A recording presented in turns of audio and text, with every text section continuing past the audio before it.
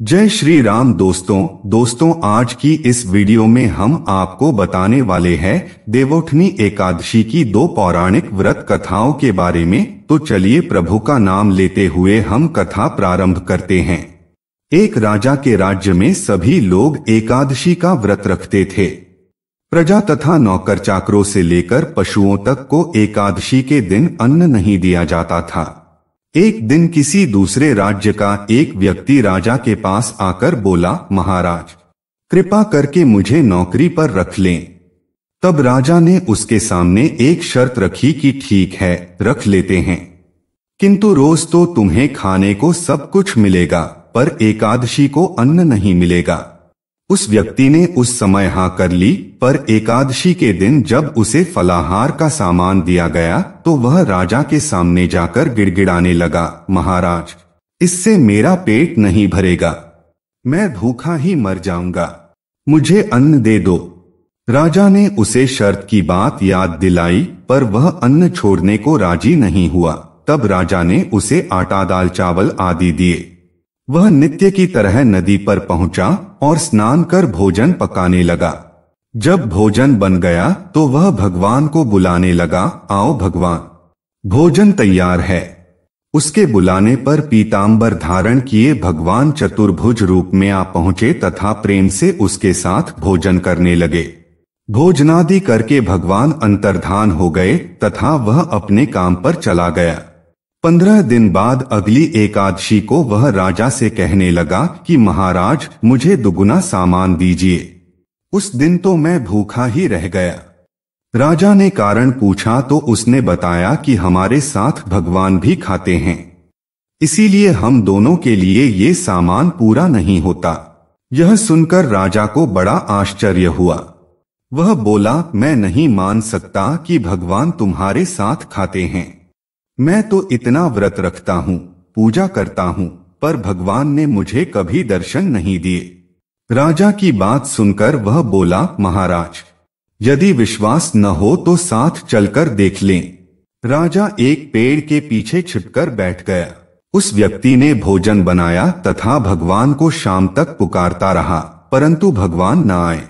अंत में उसने कहा, हे भगवान, यदि आप नहीं आए तो मैं नदी में कूदकर प्राण त्याग दूंगा।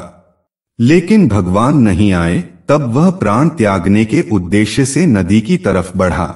प्राण त्यागने का उसका दृढ़ इरादा जान शीघ्र ही भगवान ने प्रकट होकर उसे रोक लिया और साथ बैठकर भोजन करने लगे। खा पी कर वे उसे अपने विमान में बिठाकर अपने धाम ले गए। यह देख राजा ने सोचा कि व्रत उपवास से तब तक कोई फायदा नहीं होता जब तक मन शुद्ध न हो। इससे राजा को ज्ञान मिला। वह भी मन से व्रत उपवास करने लगा और अंत में स्वर्ग को प्राप्त हुआ। दोस्तों, इस प्रकार ये कथा यहीं पर संपन्न होती है। तो सभी लोग हमारे साथ बोलिए, प्रभु श्री रामचंद्र जी की जय। तो चलिए अब बात करते हैं देवोठनी एकादशी की दूसरी कथा के बारे में। एक राजा था, उसके राज्य में प्रजा सुखी थी। एकादशी को कोई भी अन्न नहीं बेचता था, सभी फलाहार करते थे। एक बार भगवान ने राजा की परीक्षा लेनी चाहिए। भगवान ने एक सुंदरी का रूप धारण किया तथा सड़क पर बैठ गए। तभी राजा उधर से निकला और सुंदरी को देख चकित रह गया। उसने पूछा, हे सुंदरी, तुम कौन हो और इस तरह यहाँ क्यों बैठी हो? तब सुंदर स्त्री बने भगवान बोले, मैं निराश्रिता हूँ, नगर में मेरा कोई जाना पहचाना नहीं है, किससे सहायता मांगू? राजा उसके रूप पर मोहित हो गया था। वह बोला, तुम मेरे महल में चलकर मेरी रानी बनकर रहो। सुंदरी बोली, मैं तुम्हारी बात मानूंगी, पर तुम्हें राज्य का अधिकार मुझे सौंपना होगा। राज्य पर मेरा पूर्ण अधिकार होगा। मैं जो भी बनाऊंगी तुम्हें खाना होगा। राजा उसके रूप पर मोहित था, आथ उसकी सभी शर्तें स्वीकार कर ली। अगले दिन एकादशी थी। रानी ने हुक्म दिया कि बाजारों में अन्य दिनों की तरह अन्न बेचा जाए। उसने घर में मांस मछली आदि पकवाए तथा परोसकर राजा से खाने के लिए कहा। यह देखकर राजा बोला, रानी आज एकादशी है, मैं तो केवल फलाहार ही करूंगा, तब रानी ने शर्त की याद दिलाई और बोली, या तो खाना खाओ, नहीं तो मैं बड़े राजकुमार का सिर काट दूंगी। राजा ने अपनी स्थिति बड़ी रानी से कही तो बड़ी रानी बोली, महाराज, धर्म न छोड़ें, बड़े राजकुमार का सिर दे दें। पुत्र तो फिर मिल जाएगा, पर धर्म नहीं मिलेगा। इसी दौरान बड़ा राजकुमार खेलकर आ गया। माँ की आंखों में आंसू देखकर वह रोने का कारण पूछने लगा तो माँ ने उसे सारी वस्तुस्थिति बता दी। तब वह बोला, मैं सिर देने के लिए तैयार हूँ। पिताजी के धर्म की रक्षा होगी, जरूर होगी। राजा दुखी मन से राजकुमार का सिर देने को तैयार हुआ तो रानी के रूप से भगवान विष्णु ने प्रकट होकर असली बात बताई। राजन, तुम इस कठिन परीक्षा में पास हुए।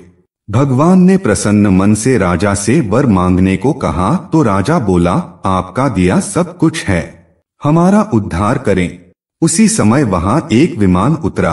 राजा ने अपना राज्य पुत्र को सौंप दिया और विमान में बैठकर परम धाम को चला गया। दोस्तों, इस वीडियो में बताई गई जानकारी आपको पसंद आए तो हमारी इस वीडियो को लाइक और अपने दोस्तों के साथ शेयर जरूर कीजिए। साथ ही हमारी अगली आने वाली वीडियो की जानकारी के लिए हमारे इस YouTube चैनल को सब्सक्राइब जरूर कर लीजिए। मिलते हैं अगली एक और वीडियो के साथ, तब जय श्री राम दोस्तों।